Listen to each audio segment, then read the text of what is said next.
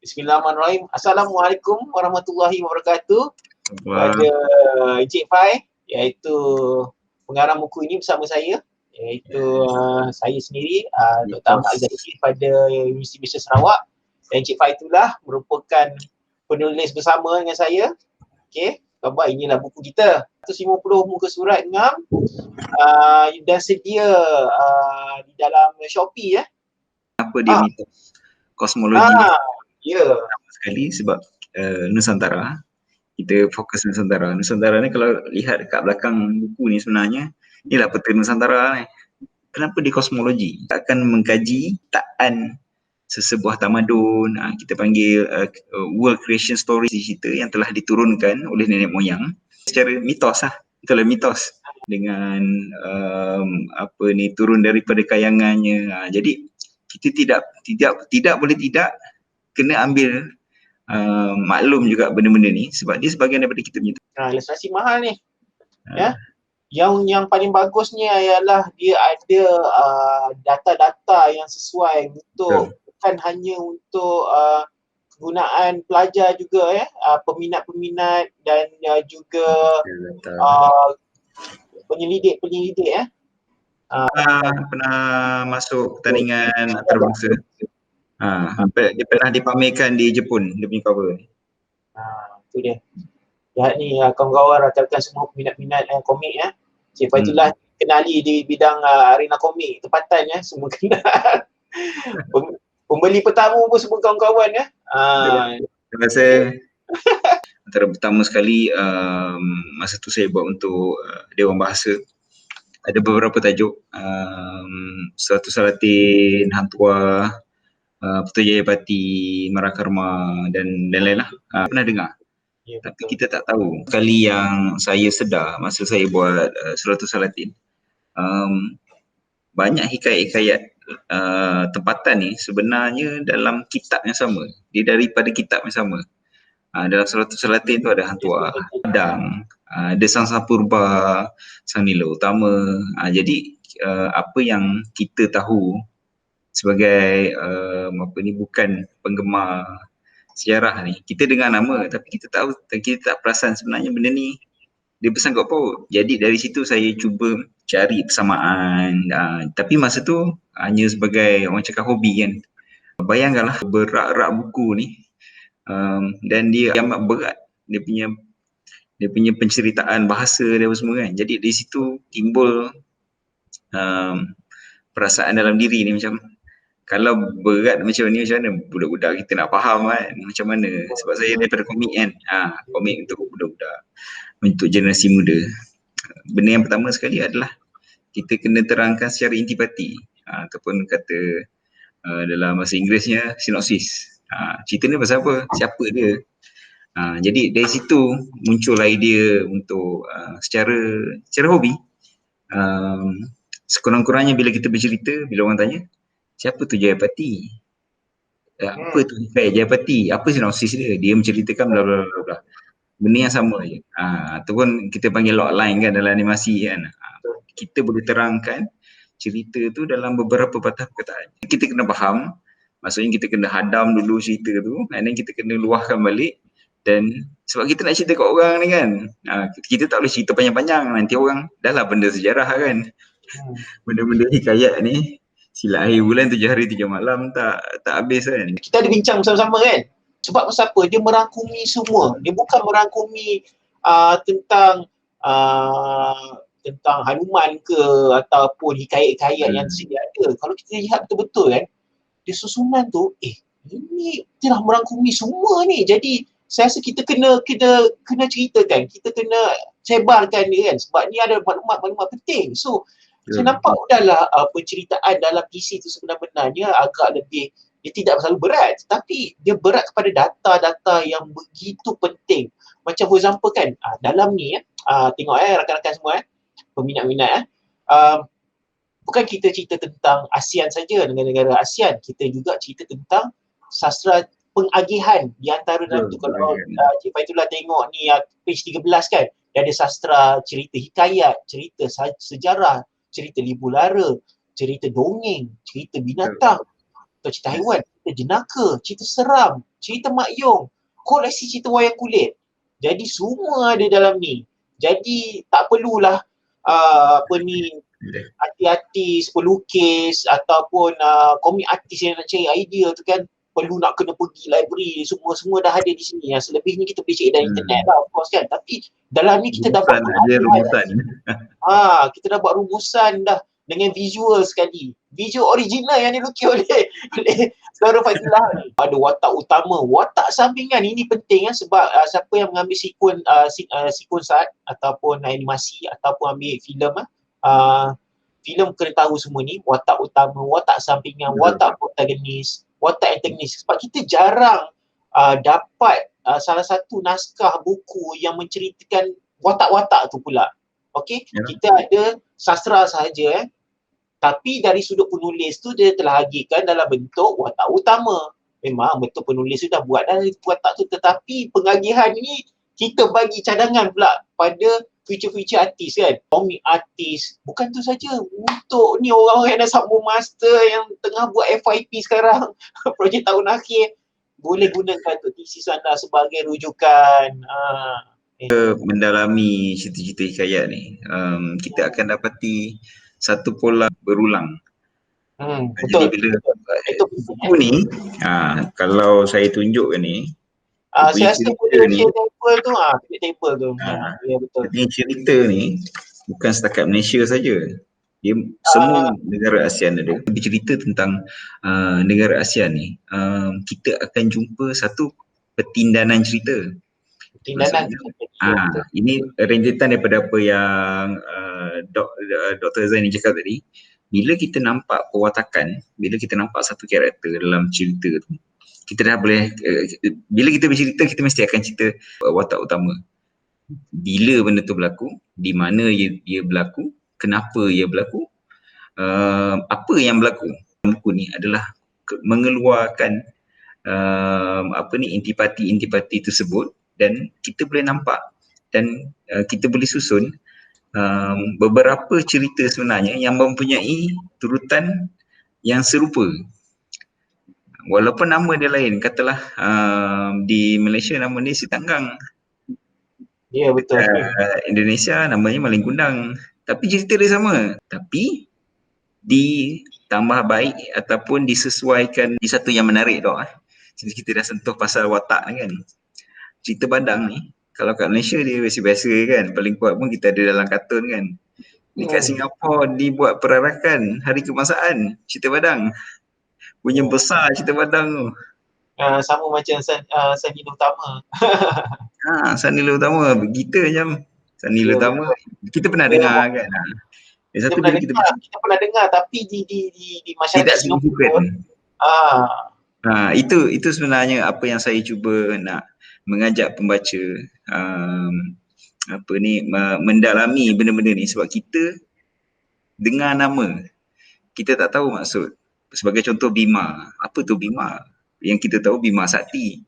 Padahal Bima tu sebenarnya adalah satu karakter dalam Mahabharata. Orang-orang di Indonesia sebagai contoh, Adi bermaksud tunggal. Kita Adi je lah kan, kita faham macam tu. Tapi bagi mereka, mereka tahu Adi tu maksud tunggal. Satria apa maksud dia, Surya pun satu karakter. Okey, contoh yang paling simple saya bagi kat doktor Bayu tu bagi kita yang selalu kat Malaysia ni, selalu associate dengan Sabah kan, negeri di bawah Bayu. Bayu tu adalah satu karakter. Apa yang saya cuba buat dalam buku ni adalah keluarkan balik visual tu. Kita bukan nak mengagungkan, kita cuba mengambil pendekatan secara visual, secara art. Secara visual.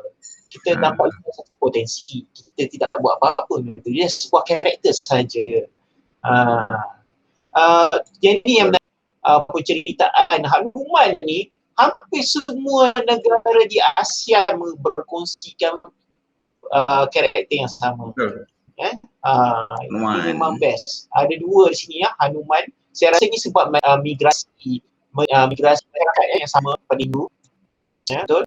Hanuman. So nampak di sini Malaysia berkongsi dengan Singapura, berkongsi dengan Indonesia, berkongsi dengan Thailand, berkongsi dengan Vietnam, Laos, Kemboja dan Burma. Dan segi karakter ialah penanggal sebab ini penanggal ni okey, kalau di Malaysia panggil penanggal, Singapura dia panggil penanggal juga. Kalau Brunei saya tak pastilah, tak check lagi. Indonesia penanggalan, Thailand ialah kerasu, Vietnam kerasu juga, Kemboja kerasu, Filipina balan-balan Balan-balan. Sama dengan Sabah. Sama dengan Sabah. Okey, so saya rasa ini sebab dia pengamal ilmu hitam ni. Itu itu yang menarik yang saya jumpa sepanjang mencari benda-benda yang sebegini. Sebab bila kita kaji, bila kita sebagai contoh dalam barongan ada satu karakter nama dia Rangda. Rangda ni ataupun kalau orang Bali ni dia panggil Leyak Ratu Iblis namanya. Kalau kita tengok tarian Bali tu, Leyak tu yang makan budak, taring panjang tu kan dia ada jurai-jurai tu kan. Leyak ni sebenarnya kategori penanggal. Itulah kan. Itu yang saya cakap tadi, bila kita ada sinopsis, bila kita ada pengkhususan tu, kategori tu, kita akan nampak persamaan. Itulah sebenarnya yang cuba diwujudkan dalam buku ni. Jadi walaupun benda tu kita panggil kat sini cerita hantu kan, dia punya nama akademik dia Legenda Memorat. Legenda Memorat. Legenda Memorat, ya betul. Saudara kita yang berada di Indonesia sekarang ni, jadi menunjukkan persamaan saya rasa daripada migrasi masyarakat Melayu yang berada di merata Nusantara ni, termasuk di Brunei, termasuk di Malaysia, berkongsi dengan cerita-cerita yang sama. Tak, kita mesti akan sentuh Indonesia, sentuh Singapura, sentuh Brunei sekali. Tapi kalau boleh sahabat kita jangan salah faham. Kita bukan nak mencuri apa-apa cerita. Kita bukan nak cop kan. Sudut persamaan dan potensi-potensi watak-watak yang diceritakan dalam ni. Kita nak tengok macam mana evolusi daripada segi visual, bagaimana evolusi daripada segi penceritaan tanpa mengubah jalan cerita asal. Itu yang sebenarnya graf-graf tadi penting sebab kita nak tengok dia punya persamaan. Itulah tips yang terbaik daripada Encik Faitullah. Kalau boleh student semua yang ambil kelas Encik Faitullah, kelas yang akan diambil oleh pelajar, itu dengar tu. Sebab apa kepentingan dan ni adalah perkembangan dan dia punya perkembangan pakaian. Saya nak tambah. Dan juga sebenarnya kita dapat menyusuri balik cerita-cerita ni yang sebenarnya disadur dari hikayat-hikayat Parsi ke dalam tamadun Indus. Daripada istana. Jadi kebanyakannya yang boleh membaca adalah daripada masyarakat istana kan. Jadi daripada Parsi dan daripada Pakistan dan turun kepada India dan dikembangkan lagi sampai ke tanah Nusantara dan kemudiannya diceritakan kepada keluarga-keluarga diraja. Okey. Di keluarga diraja tu dan mereka faham dan jadi sebahagian daripada budaya, sebab budaya sebenarnya. Ini satu soalan ni. Dalam banyak-banyak karakter watak-watak dalam ni, yang mana Saudara Faitullah minat betul? Watak yang paling saya minat sebenarnya adalah Barongan. Saya pergi ke Bali, baru saya sedar ni Barongan ni sebenarnya bukan orang jahat pun. Dia adalah orang baik dalam cerita tu. Tapi dekat Malaysia dia orang jahat. Sama macam Garuda kan. Garuda kat Malaysia adalah villain, orang jahat. Tapi dekat Indonesia, dekat Thailand dia adalah satu watak yang baik. Watak yang jahat dalam cerita ni adalah Rangda. Barongan versus Rangda. Jadi kat situ pun kita dah nampak sebenarnya bagaimana geografi memainkan peranan yang penting. Lupa kita pasal buku ni Buku ni daripada publisher Universiti Malaysia Sarawak. So dia consider buku akademik. Dia dijual pada harga RM61.80. Okay, agak mahal sikit. Kita akan buat promosi, dijual pada harga serendah RM55 saja. Harga awal yang saya letak tu lagi mahal. So sebab tu saya minta you all cancel. Kita cuba kita cuba rendahkan rendahkan lagi sebanyak-banyaknya. So sabar tuan-tuan, sebab saya minta maaf banyak sebab saya cuba nak dapatkan harga serendah yang mungkin sebab saya pindahkan stok kepada Encik Faitullah. sebab kita kena ambil maklum bila masa PKP ni banyak benda-benda yang tergendala. So saya memang dah geram dengan buku ni. Saya tak sabar untuk nak berkongsi bersama dengan semua pelajar-pelajar di sana. Menerima banyak maklum balas daripada institusi pengajian tinggi khasnya. Jadi sebab salah satu cabang dalam bidang pengajian grafi ni adalah reka bentuk watak ataupun character design. Jadi betul. Jadi dalam ni sebenarnya apa yang saya buat adalah kembali ataupun mengolah kembali watak-watak tu supaya idea dia segar. Saya memang amazed lah dengan lukisan-lukisan yang dibuat oleh Encik Faitullah. So saya berharap semua beli buku ni dapatkan yang original. Jangan photostat dengan support kami. Dengan photostat, jangan ambil yang PDF. Saya dah sharekan juga ada few excerpt daripada tu kat dalam research kit dengan akademia. So bagi researcher pula, jangan lupa cite buku kami. Jangan lupa cite buku kami untuk dapat membanyakkan visibility. Terima kasih banyak-banyak. Terima kasih semua. Untuk para researcher, untuk para academician, tajuk dia Mitos Kosmologi Nusantara dan Animasi. Dalam ni kita membincangkan bagaimana Disney sebagai satu studio yang terbesar di dunia menggunakan mitos, menggunakan cerita rakyat sebagai topik utama dalam filem-filem dia. Jadi kita ada satu chapter khas untuk bab ni. Okey, itu saja daripada kami berdua. Jangan lupa beli buku ni daripada Encik Faitullah di Shopee. Saya pun akan jual juga. Daripada Shopee juga boleh dapatkan di Shopee semua buku ni 150 page tuan-tuan, puan-puan. 150 page. Buku ni bukan hanya menghiburkan, dia penuh dengan data, penuh dengan ilmu dan sesuai untuk semua golongan masyarakat juga, dan dia untuk siapa yang nak sambung belajar. Struktur untuk PhD, struktur untuk master, boleh pakai untuk literature review. Yang penting untuk student-student kita yang tengah belajar animation dengan game design, dalam ni karakter, penuh kaya dengan karakter, busana-busana. Okey, teknik menulis skrip juga ada dalam ni, boleh dapat idea dalam ni, bukan teknik menulis, dapat idea dalam ni karakter-karakter yang ada sedia ada ni. Okay, Cik Faitullah, ada nak tambah sebelum kita buat penggulungan? Boleh didapati di Shopee dan juga di dalam web Universal Publisher selepas ini. Masukkan dalam kad. Masukkan dalam kad dengan segera. Masukkan dalam kad. Dapatkan harga awal early bird.